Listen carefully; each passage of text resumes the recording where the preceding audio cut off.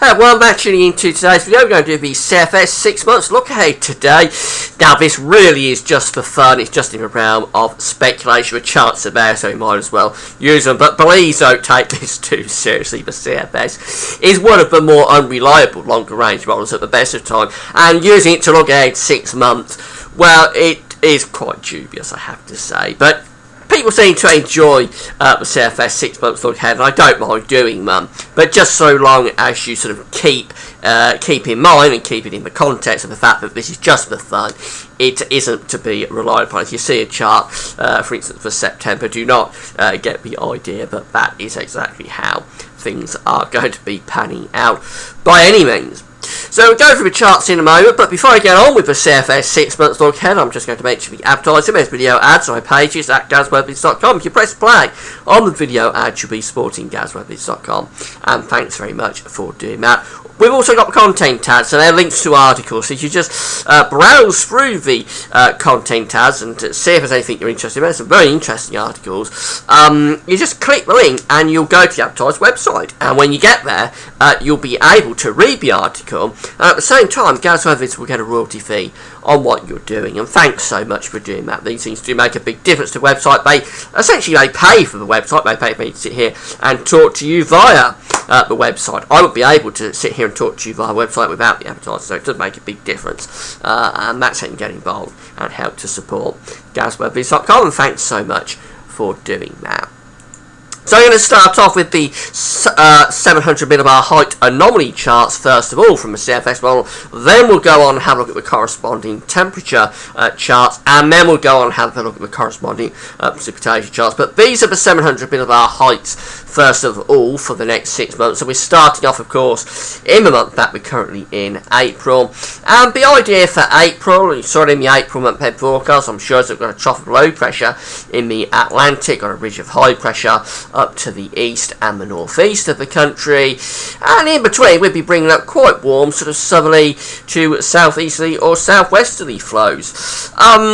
It could be quite a mild month actually, April. I thought it's going to be quite a chilly month. It could be quite a mild month, to be honest, once we average it all out. Although this is a very deep trough of low pressure, and if this extends in just a little bit more, it'll turn into quite a unsettled month, perhaps quite a wettish sort of month, and possibly cooler if that trough was to extend any further in, because westerlies or northwesterlies, once we get to April, are starting to become quite a bit cooler. So it's just on the threshold now of being quite unsettled and a little bit cooler perhaps than we've been used to.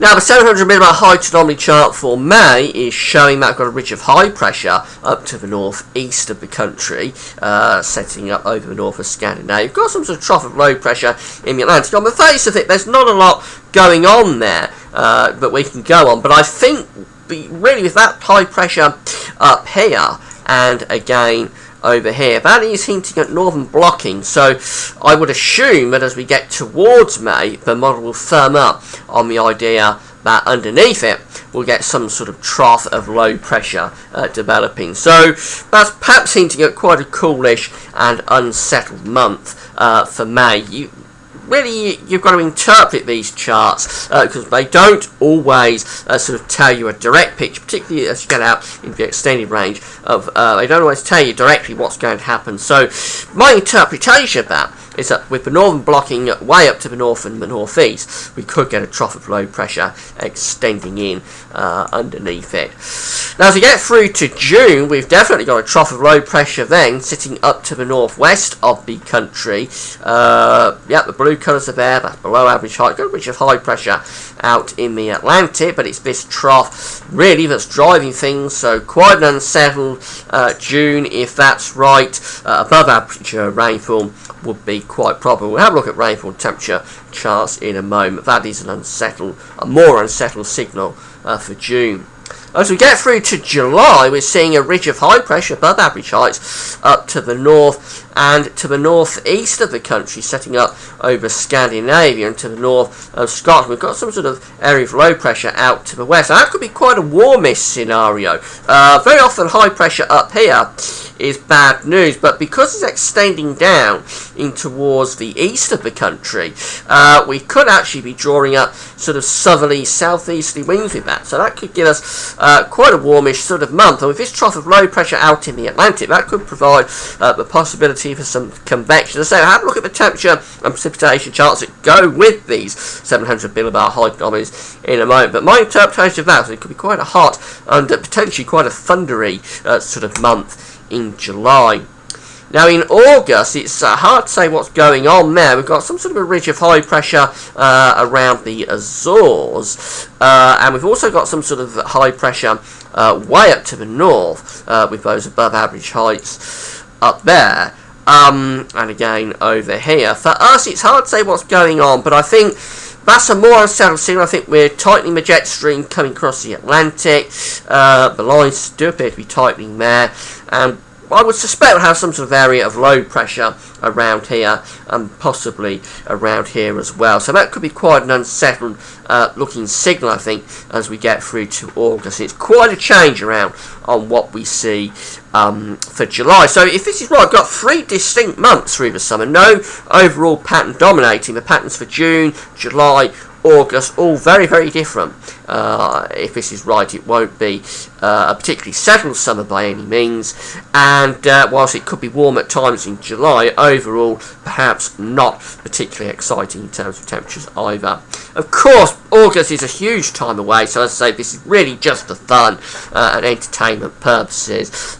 Don't take this too seriously. Finally, we get to September, and the start of autumn shows an intense area of above average height setting up to the east and the northeast of the country. The trough of low pressure is in the northern Atlantic to south of Greenland. That's a very settled looking scenario, I think. Bringing in easterly, southeasterly winds could be a very nice September indeed. Proper sort of late summer September with above average temperatures and below average rainfall, I would suspect that's right. Although the weakness in the pressure to the south would imply that southern areas could be at risk of seeing some thunderstorms. Perhaps again, have a look at the precipitation forecast in a moment. So the temperature forecasts that go with this, well, very obviously for April, we're in a milder than average month here. We're in those orange and red colours, as is most of northern Europe as well. A very mild April, warm April really, coming up. In contrast to May, which shows average temperatures there across the British Isles. Warmer than average still over Scandinavia, but most of Europe actually seeing temperatures declining, and it's particularly evident for us, where in April it's well above average. In May, it's back to the seasonal normal.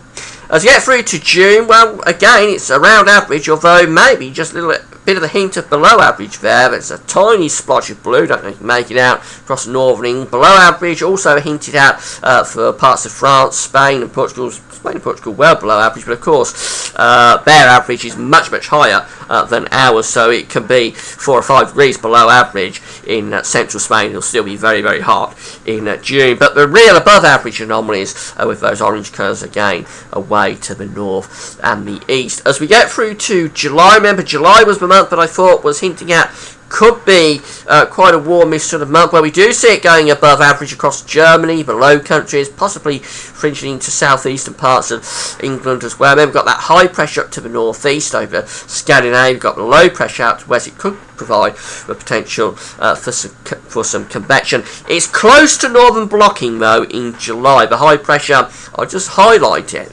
again, so if you've forgotten what it was showing, it shows the high pressure extending down to here, which is a pretty good position in July for heat, but it also shows high pressure up over here, so it's not as good there as it is there, because what often happens is that when high pressure is up here, again I'll highlight it, when you've got high pressure going on up here, you tend to get a corresponding area of low pressure setting up underneath it. So it's fractions really what we're talking about here. If high pressure extends down to this sort of position as the CFS is showing, then we're opening the door to be southerly to southeasterly flows. But if the high pressure doesn't extend down as much, and of course by then the low pressure would be out here somewhere, but if the high pressure does extend down as much, if it's just centered around here, then we're likely to get an area of low pressure underneath it. So hope that all makes sense for July.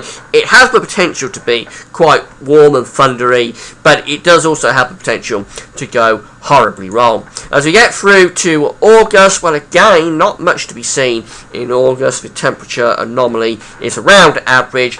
Notice all the way along it seemed to get quite a cool this summer in terms of averages for Spain, Portugal and southern parts of France. So that's quite interesting. Coolest summer being hinted at for them. But for us, it's sort of average temperatures for August. And in terms of September, we've got that big area of high pressure setting up just to the east and the northeast. Well, then we're looking at a warmish sort of month. Warmer than average for Scotland, warmer than average southeast England, warmer than average especially Germany and Central Europe as well. So we perhaps get a very nice spell of late summer warmth in September. For the precipitation forecast, the rainfall forecast for April, first of all, it's looking at dry and average most of Europe, just fringing into wet and average conditions into the west and the southwest. We've got that deep trough of low pressure in the Atlantic, and it really is a case of being very much on a knife edge between being a decent sort of month and being quite an unsettled month. And it's the same sort of idea for July, really. July is on that knife edge between being very warm or not very good at all. So for April, it's just showing above average anomalies across the far west and southwest. Otherwise, it's near normal. Dry to the east, but we're very, very close to having an unsettled month. For May, it's seeing average precipitation, so no great signal for May. Average temperatures, average precipitation. I think it's struggling really to pin down what's going on in May. In June, we've got that trough of low pressure to the northwest of Scotland, so an unsettled month being signalled for June, especially for Scotland and northern England. Well above average rainfall anomalies there, but I think most places will probably come out below above average with quite a wettish month in June. For July, the rainfall looks near normal, but we do have a risk, I think, of bringing up some thundery weather from the south with the overall setup, so it is seeing a chance perhaps of a little bit of going a little bit above average with the rainfall across southern parts of England, and that would be because of thunderstorms threatening the south, I would imagine. As we get through to August, it's a very different pattern for August. It's seeing most of Europe turning wet, whereas in the previous months, most of Europe is dry, has dry anomalies going through here from April to May to June to July. We've always got those orange colours being hinted at for Central and Northern Europe, but for August, quite a big flip around. Most of Europe turns wet. Now for us, the southeast of England is above average with the precipitation. Otherwise, we're near normal. But I think August is potentially a much more unsettled month. Potentially much cooler, much more unsettled. So maybe early autumnal type conditions, even if it's right for August. And then for September, where remember we've got that high pressure up to the north and the northeast of the country. We're very much into the realm of speculation, where we're 6 months away with this, so don't take it seriously. But we're probably looking at a fairly decent month, I think, for September. Although, again, for the south, hinting at being a little bit above average with the rainfall. Again, that could be sort of thundery showers threatening the south of the country. But I think with that high pressure so intense out to the east and the northeast, if it's right, we would have a very nice spell of late summer weather. So it's seeing perhaps an early autumn for August, and then we go back to late summer conditions in September. So it's a mixed bag, as it always is with the CFS market. I hope you enjoyed the 6 month CFS look ahead. It's just for fun. Don't take it too seriously. Whatever you do, it's for enjoyment and entertainment purposes only. And we'll do it again probably next month if you continue to enjoy the CFS 6 months look ahead. That's it for now. Thanks for watching the video. By the way, tonight, this evening, Sunday evening, I'm going to be doing the first video on my events page for the Easter weekend. We're having a look at the Easter weekend with the extended range of the CFS model. So come back for that this evening around 6-7 o'clock this evening on the events page. That's it for now. Hope you found the video interesting. Bye for now.